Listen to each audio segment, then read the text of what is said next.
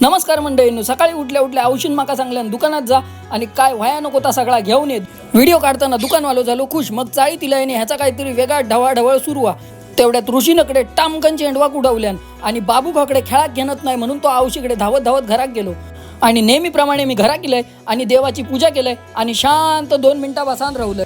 आणि त्यानंतर गेलंय मी माझे रील शूट करू. ते तुमका युट्यूब आणि इंस्टाग्रामवर तर बघू गावतले. चाळीत गेल्यावर शैलेश दादाच्या चेडवान हकडे म्हटल्यान गणपती बाप्पा मोरया आणि एकदम खुशच झाला.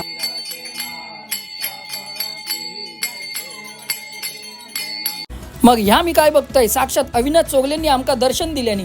त्यानंतर आम्ही पोचलो आई गावदेवीचं दर्शन घेण्यासाठी. कमेंटमध्ये आई गावदेवी माते की जय नक्की लिहा. मग मी गेलोय पावसकर कम्प्युटर क्लासेसला. तकडे मोहितला प्रमाईने दिलेलो अभ्यास त्यांना पूर्ण केल्यान आणि तो सुद्धा मोकळो झालो. ह्यो डान्स आहे का कोणी शिकवल्यान तो माणूस माका नक्की गावाक होयो. त्याचे पाय धरून दर्शन घेऊ होया.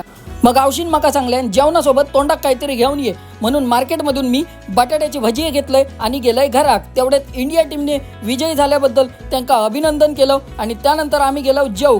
माझ्या आवडीचं जेवण असल्या कारणाने मी एवढं खुश झालंय. मग जेवण इलंय खाली आणि भांगला जेव्हा पण डबल बारी लावतोय तेव्हा आमच्या पपीचं या काही वेगळाच सुरू असता. डायरेक्ट तो नाचाकाच घेता.